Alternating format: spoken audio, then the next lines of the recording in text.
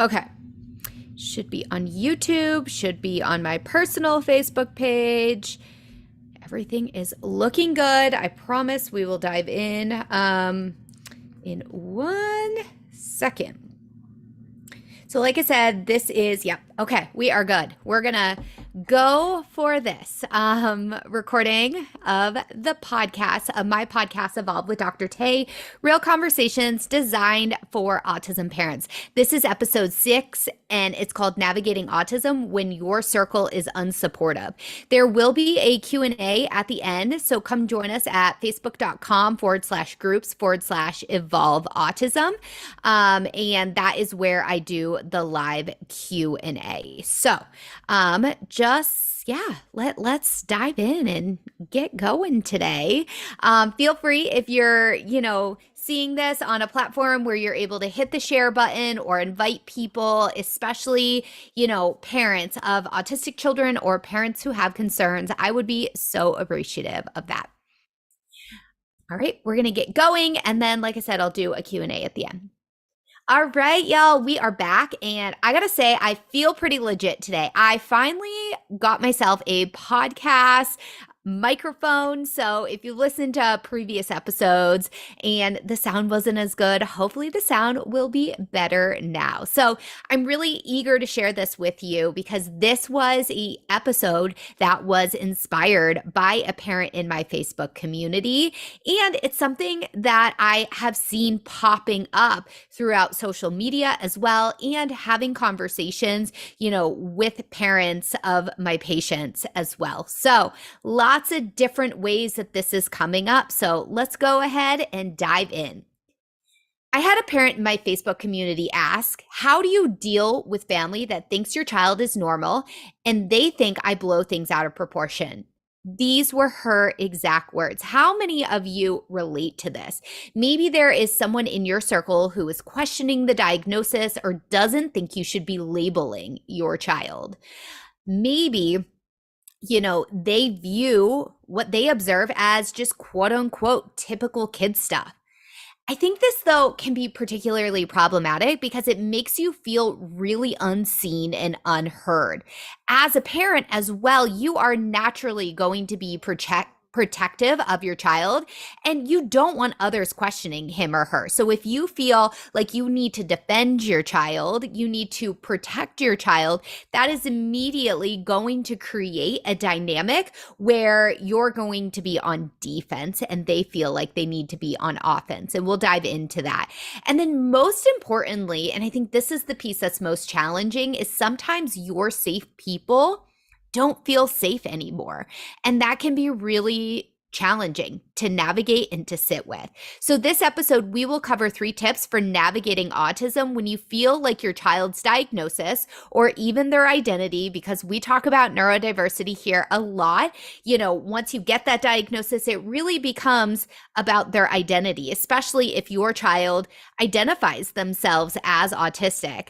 And if you feel like that diagnosis or their identity is being questioned, and it likely feels in that same situation like your parenting is being questioned too. So we're going to cover that all in today's episode. I hope to make it short and sweet, but pack a punch.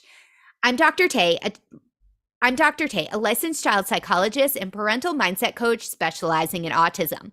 I've supported hundreds of autistic children and their families and have been in the autism field for over a decade. I'm the host of Evolve, the podcast where we have real conversations that are designed for autism parents just like you. Each week, we will discuss topics that directly impact your life, from providing psychoeducation about autism and neurodiversity to talking about your personal growth, well-being, and evolution as a parent. We dive into it all. Just keep in mind, nothing shared on this podcast is clinical advice, and you should consult with a medical or mental health provider if you need support. Now, let's get to talking about navigating autism when others aren't supportive. Okay, well, this topic is a doozy. I'm not going to lie. But you bet we're going to talk about it because we're going to talk about all things that affect your life as an autism parent. And I know that there are parents right now listening to this and being like, you're immediately, right? You're here, you're listening, and you can start to think of who these people are in your life that don't feel supportive over the fact that you either want to pursue or have pursued a diagnosis for your child, or that just don't feel like your child is autistic. So I know this happens, and unfortunately, it happens far too often. And I could get really deep into the landscape, but I'm just going to say one thing real quick. It's this artifact of that we just don't have enough education about autism, and there's not enough acceptance. And so that stigma often stops conversations from happening, and it often stops people from being able just to embrace it and accept it immediately. Sometimes, like, people do this really quickly, which is amazing to see. Maybe you're one of those people where you knew and you just knew you had to face the reality. But there are definitely people that maybe it takes them on a longer journey. And unfortunately, there's some people that just never get there. I haven't talked too much about my personal experience with autism in like a public, platform or domain, which is something that I plan to do more of in 2023. And I'd love to get on here and share my story. But I will say, I even saw this phenomenon in my own family where people were initially questioning things of family members and weren't immediately supportive. I am grateful to say that everyone came around, and it was a process to get there, but they did come around. And I hope that for you, especially if you're in the thick of this right now, where you're like, oh, someone really isn't being supportive. And I think this often happens when the diagnosis first happens or when you're suspecting the diagnosis. But I've seen it pop up at different stages as well. Sometimes when you're making big decisions or there's big pivotal points about what should happen or what's the best decision for your child, that is where also some of this resistance to the diagnosis or fully embracing your child's functioning level can come into play. And quick aside, functioning level, it's going to vary day to day. It also is going to vary in different areas. So I'm not talking about like your child's high functioning or low functioning. I should have an episode on that. We could really get into that. But just generally about what your child's adaptive abilities are, what they're able to do independently, but also with support, and what they're not able to do, what they need more hands-on support for. And so sometimes it's external external family is not the right word, but people in your extended family, that's the word I was looking for, that have their opinions. Or sometimes I think it can be most difficult when it's a spouse. And that is hard when you feel like your spouse or your partner is questioning you. I have seen this. So I've done a lot of early diagnosis. So where I'm seeing toddlers, and it typically, and I don't mean to gender this or stereotype it, it's just what I have observed.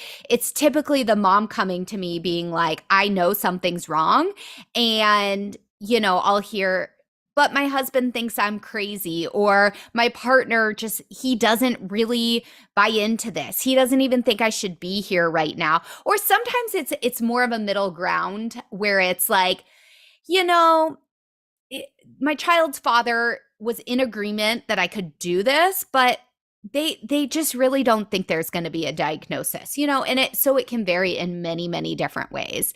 And I think this can be the hardest situation to navigate when it's someone like direct to you and it is another parent or caregiver of the autistic child. And yeah, I mean, it's hard, and we're going to talk through it. And how to approach this in like a supportive way. But again, I said this already, but I'm going to repeat it, is some people will come around with your patience and your willingness to walk them through this journey and allow them to walk themselves through this journey. They will come around. I'd say that's the majority of times, but you are going to find people in your life that aren't supportive, and that's going to be really hard. It's going to be hurtful. And yeah, some people just aren't willing to change and evolve with you, because the reality is that when your child was identified as autistic, you changed and evolved as a person and as a parent. And so your circle has to be willing to evolve around you. So this leads me to tip number 1. So this one might come as a surprise to you, but tip number 1 is ask supportive questions. And you might be going, wait a minute, shouldn't they be asking me supportive questions? And that's the ideal. But sometimes we as humans just need to feel listened to and like we're understood. And so if you are faced with this resistance, be aware from another person, be aware that is a human reaction to get defensive. Just naturally we do. It's how our brains are wired. So you're going to want to try to explain and to match their objections or their points of resistance with data and facts, whether it's data and facts about your child or data and facts about autism or data and facts of like, like this is really pissing me off, that type of thing. And please know in all of this, your emotions are so incredibly valid. So I didn't even have this written when I was planning out the episode, but take care of yourself first. So if I'm walking you through these steps and you're like, I'm not ready to do this myself, that's okay. This is a process, it's a journey, and it takes time. And it is okay if right now at this point, you're not ready to ask supportive questions to someone else. But if you do notice yourself getting defensive, that's just a doorbell of awareness. It's a sign that maybe you're not ready to take on this approach yet. So sit with your feelings, process your own feelings. But if you feel like, okay, you can set aside your defensiveness, I'm going to walk you through exactly how you should approach this. But I want you to picture something really quick. I want you to imagine this is happening to you. Like right now, what happens if you're trying to explain yourself? Maybe you're even calm doing it, and someone comes back at you with all these reasons that you're wrong. And they might not even be saying you're wrong, but that's how it feels. What happens? You shut down. You're human. And so take a step back and envision that someone who isn't ready to take on this autism diagnosis, that's not willing to accept it, they probably are hearing over and over again that they're wrong. And it's super hard because you feel that same way. You feel like they're telling you that you're wrong.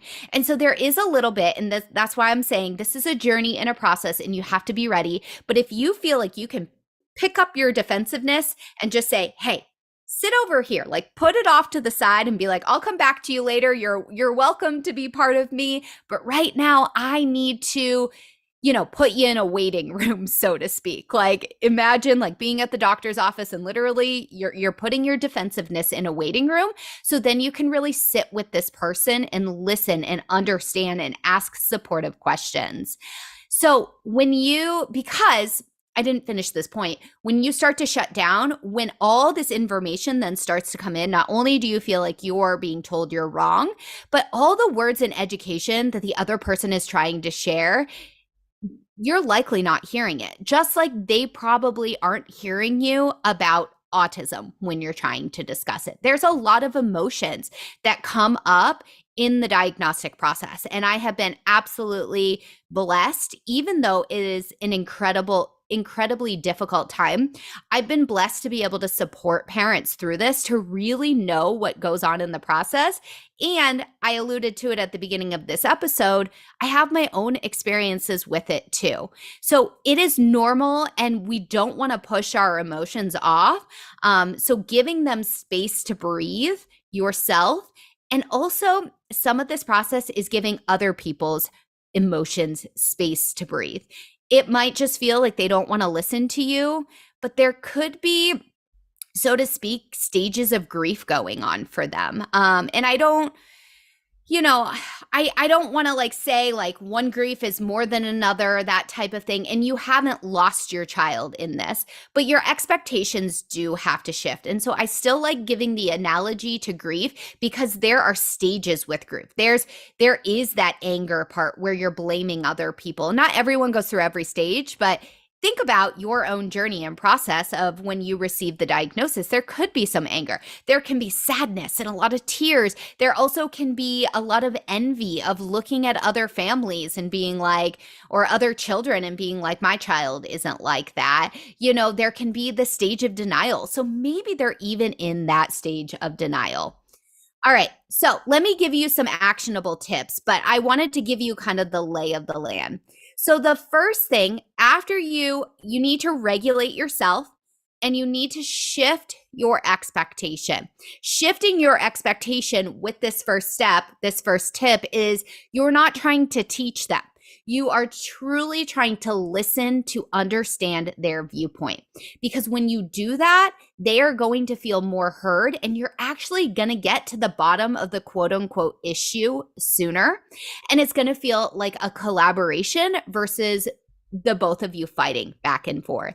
So once you put that aside, you're willing to put your defensiveness aside, you're willing to shift your expectation, you're willing to, you feel like you're in a regulated state.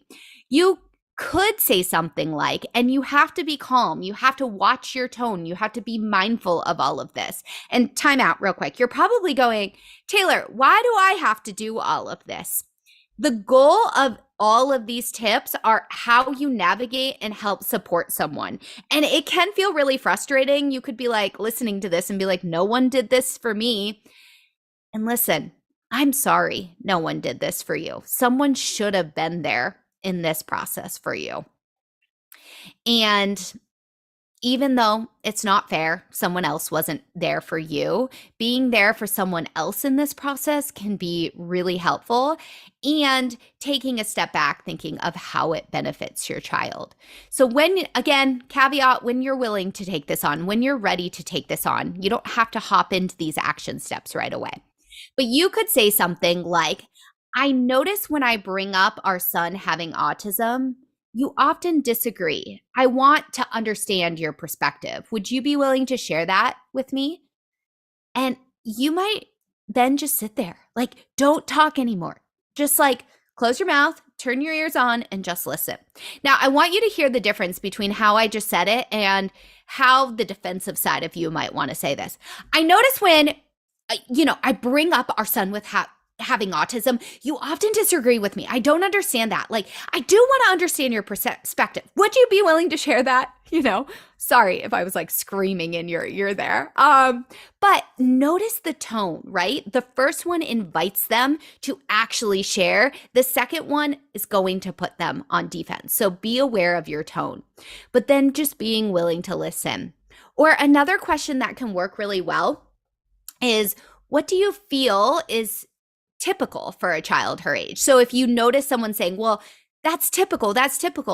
Okay, well, what do you feel is typical? Help me understand that. And yes, you're not saying in that moment, like, you're going to convince me our child doesn't have autism. But again, you might be saying, okay, let me understand where you're coming from and what your perspective is. As I already emphasized, the key here is to listen, to let them explain. Your goal is simply to understand. It is not to change their mind in this first step or this first tip. Then I find it can often be helpful to go into hypothetical questions. Once you kind of listen to them, it might look like, what if she is autistic? What would be the worst case scenario for you? Or what if she is autistic? What do you worry about with that diagnosis? And so you're going to worst case because I guarantee their brain is already thinking something like this, right? It's that defensiveness that is coming up for them, more likely than not. Of course, there's situations and exceptions to this, but sometimes it's just like, admitting the diagnosis could in their brain feel like the worst case scenario is coming true. And when worst case scenario lives in our brain and we don't actually get to process it, it's just kind of hostage. It's just kind of holding our brain hostage. What happens is it feels so real and it feels like that exact thing is going to happen. So processing this can be really helpful. It might even be appropriate in the moment, again, listen first, but then to self disclose. It could look like I cried many times when my son first got his diagnosis. It is normal to have a lot of emotions, and I want you to know that we can be safe spaces to process together. You're being vulnerable. That yes, this was hard, right? You're trying to see where their pain is coming from in that moment. And this sort of listening to understand process is actually going to bring your connection deeper. Now, I want to warn you in this, it probably is going to take repeated times. I've seen it, when it can be a really slow, intentional process and you really like just listen. I have seen this actually work like beautifully. And many times, especially if this is a new skill for you, it just takes multiple conversations. So don't be hesitant to keep bringing this up, and always keep in mind that your goal is to listen to understand. And you don't want to go to tip number 2 or even step number 2 until you finally feel like you can understand their perspective. Keeping in mind, I think this is sometimes a misconception that understanding their perspective means you agree with it. That is not true, right? You can even have acceptance that they have a different perspective than you do, but that doesn't mean you agree with it. So I want you to keep that piece in mind, that understanding and that accepting doesn't mean that they've changed your mind or that you're saying, okay, yep, you're totally right.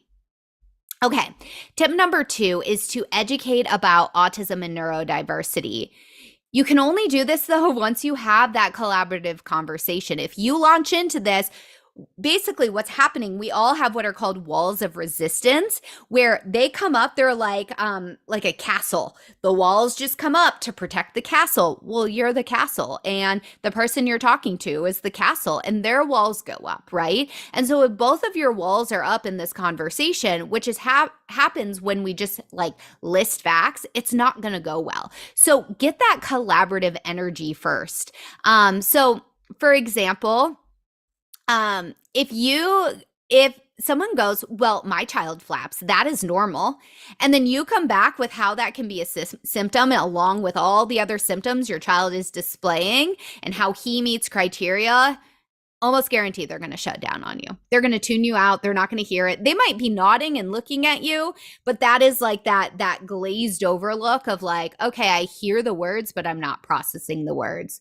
So don't be afraid, even in this step, to ask questions in a non-defensive way. And I forgot to say on the first one, oh my gosh, my favorite thing in these conversations is something along the lines of, tell me more about that. So if someone goes, well, my child flaps, that's normal, rather than you responding of telling them basically how they're wrong, you might be like, tell me more about that. Or what do you mean by that, right? That's extending the conversation. And so that goes with tip 1, but also can go with tip 2. Now, here is the biggest key, biggest key I want you to hear. Once you're engaging with them, you're having this collaborative conversation, you need to ask permission to share information. Don't just go launching into it, right? Actually ask them if they want that information, because a person is going to be more likely to learn if they feel like they have a choice in it. And so you're giving them a choice. Now, they might say, no, I don't want to learn. Okay, well, we'll move on to step 3 in that situation. But ask permission, and this is often a misstep. And then once they agree, rather than you sharing everything at once, which would be information overload, maybe share one relevant thing with them. Maybe whatever the topic of conversation is, or something personal about your child, share one thing. Don't word vomit all over them, because again, that's going to just like shut them down. They're going to hear words, but not process words. I also love sending resources that they can think through on their own time. So you might send them like a reel or a TikTok. Honestly, those social media platforms are great resources to learn about autism and neurodiversity in bite-sized chunks. You also might send them episode 4 or 5 of this podcast. Episode 4 was all about diagnostic criteria. They might, hearing it come from someone other than you, it might help it click. And episode 5 was about, are you losing your voice? You have to be careful with this one, but if you feel like they're really starting to understand, like you might share that episode as a way to explain what this process is like for you. So keep it simple in one step. So I don't love recommending books at this stage because that's a lot to take in. But this is why I love social media. It's short and sweet.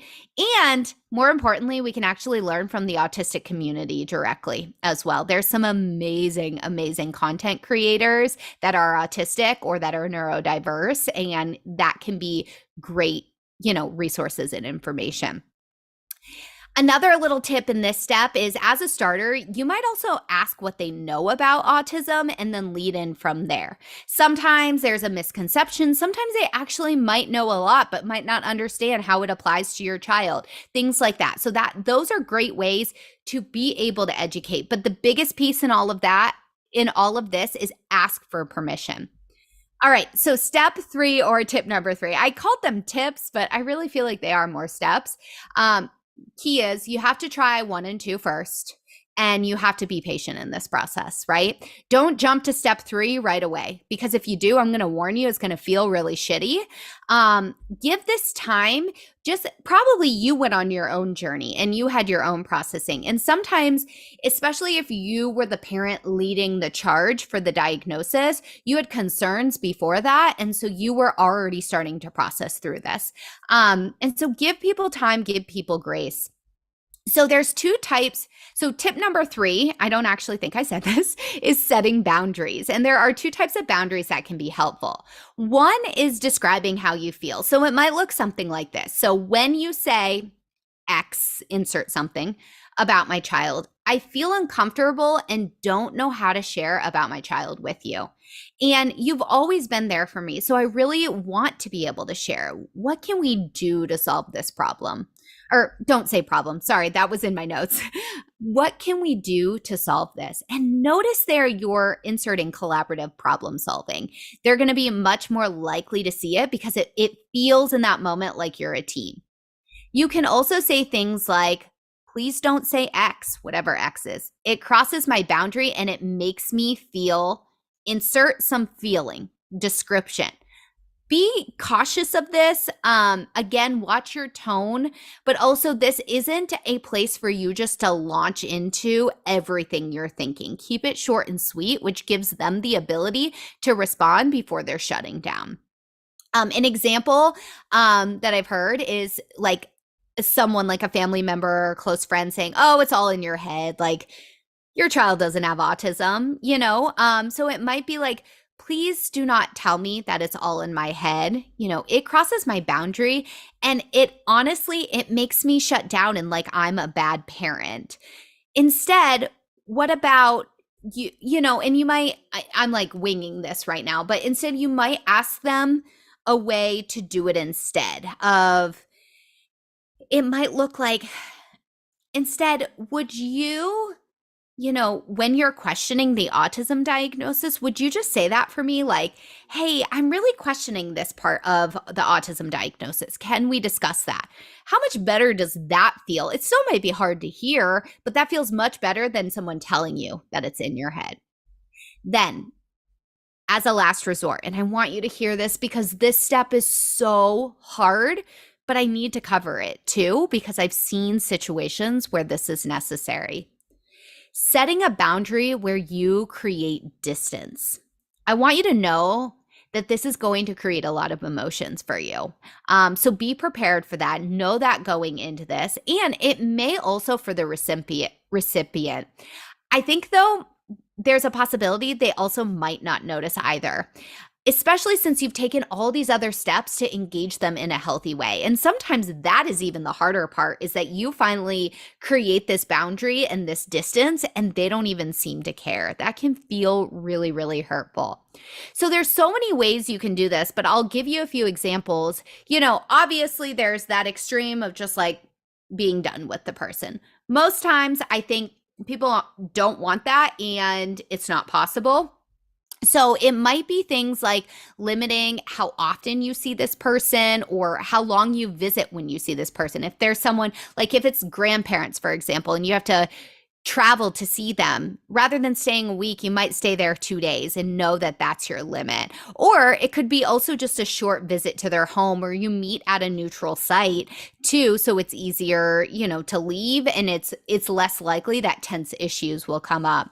Maybe it's also limiting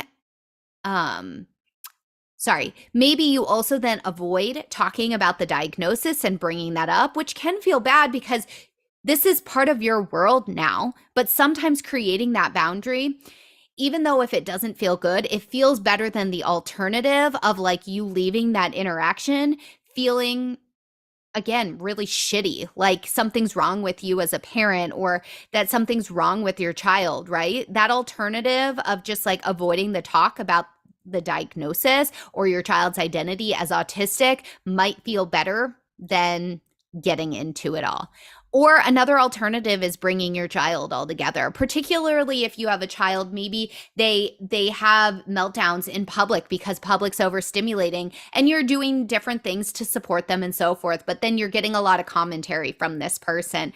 Maybe your connection with this person isn't when your child is around. Again, I want to caveat, this isn't an easy step, but sometimes is a really necessary step. And I think that a lot of bitterness can come up in this. But keeping in mind, this is a way to protect yourself and your child from someone who doesn't want to try to understand. Hear that again. This step occurs with someone who doesn't want to try to understand. You've tried all the healthy approaches first, and it's just not working.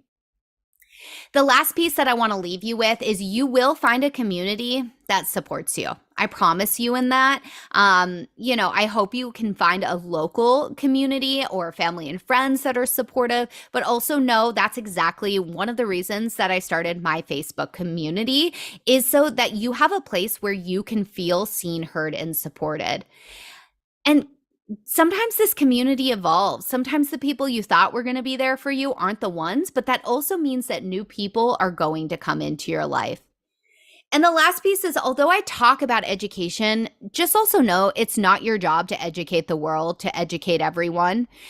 We absolutely need change in this area. We need greater awareness. We need greater dialogue. I say greater awareness. I mean greater acceptance. Awareness is the first step. We need greater acceptance in this. And we need to start changing the dialogue about this. And it is a systems issue. It is going to take time. Voices like yours, though, help and they matter. They have impact. But you need to also do what feels good within your boundaries and within your energy. All right, so to summarize, step 1 is ask supportive questions and listen. Step 2 is educate about neurodiversity and autism. And step 3 is creating healthy boundaries. Keeping in mind, I called them tips at the beginning of this, but I really feel like there is this progressive nature. All right, that is a wrap for this week's episode of Evolve with Dr. Tay. Thank you for listening. If you are listening on Facebook in the Evolve community, start dropping your questions about this week's topic in the comments. Each week following the live recording, I host a Q&A exclusively in my Facebook group. You can join this community too at facebook.com/groups/evolve autism. You get access to engage with me, plus you can connect with other like-minded autism parents. It is a community designed for you to feel seen, heard, and supported as a parent of an autistic child, and introduces you to my whole family approach. If you are listening anywhere else, I'm going to sign off now, and we'll see you live next week for another real conversation about all things autism and your family life. Okay, let's dive into the Q&A.